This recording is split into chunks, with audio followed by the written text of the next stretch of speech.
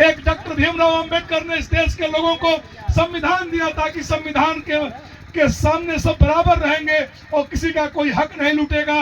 कोई किसी से 1 इंच न बड़ा होगा न छोटा होगा, न कोई न राजा का बेटा होगा न कोई रंग का बेटा होगा। अगर राष्ट्रपति का भी बेटा होगा और गरीब का भी बेटा होगा, उसका मत एक बराबर होगा। ये समता का अधिकार कांग्रेस ने हमको दिया है। हम लोग कहते हैं कि कांग्रेस ने क्या किया, इस देश में नहरों का जाल बिछा करके और पूरे गांव-गांव में नहर पहुंचा करके लोगों की जो जमीनें थी, जो ऊसर थी, जो बंजर थी, जहां पर खेती नहीं हो पाती थी, उन खेतों में फसलें लहलहा रही हैं। आज जो ये गेहूं हो रहा है, तमाम लोग हमारे पुराने बुजुर्ग लोग हैं, आप जानते होंगे कि लाल वाला गेहूं हुआ करता था, बीघे में 2-2.5 कुंटल होना मुश्किल हो जाता था। लेकिन आज बीघे में आप 10-10 कुंटल गेहूं काट रहे हैं, 10 कुंटल धान काट रहे हैं।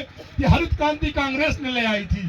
कांग्रेस की सोच थी इस देश का गरीब और मध्यम वर्ग के लोग जब मजबूत होंगे, ये देश विकसित बनेगा।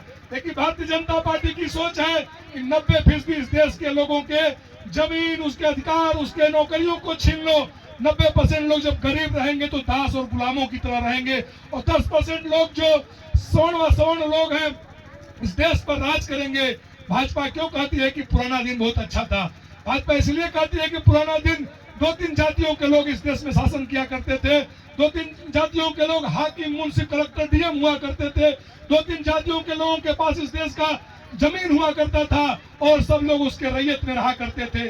आपको सोचने की जरूरत है। इस देश में कांग्रेस ने आपके बच्चों को पढ़ने के लिए बड़े बड़े स्कूल खोले, जितने प्राइमरी स्कूल हैं, जितने प्राइमरी हेल्थ सेंटर हैं, जितने भी स्वास्थ्य केंद्र हैं, आपके बगल में जो IIT है, IIM है, पूरे देश में उन्होंने स्कूलों का, संस्थानों का जाल बिछा दिया ताकि लोग पढ़ लिख करके दुनिया के पैमाने पर खड़े होकर अपने हक, हुकूक और अधिकार की लड़ाई को लड़ेंगे। कांग्रेस पार्टी ने इस देश को एक देश बनाया। ये देश एक नहीं था। ये झूठ बोला जाता है कि अखंड भारत पाकिस्तान और अफगानिस्तान तक था। वो झूठ इसलिए बोलते हैं कि आपको भ्रम में रहे। ये 562 रियासतों, राजाओं के अधीन ये देश था।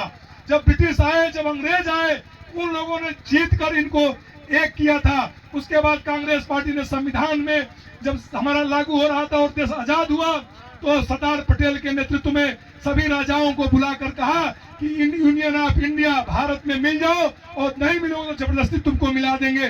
तब ये देश एक बना है। ये आज भारतीय जनता पार्टी के लोगों ने क्या किया है? भारतीय जनता पार्टी के लोगों ने आपके जात को नाम पर, धर्म के नाम पर आपके दिमाग में इतना कूड़ा भर दिया है कि आप अपने बच्चों के भविष्य को नहीं समझ पा रहे हैं, अपने बेहतर भविष्य की बात नहीं कर पा रहे हैं। ये समाज में आप जानते हैं, हमारे यहाँ एक कहावत कही जाती थी कि कोस कोस पर पानी बदल जाता है।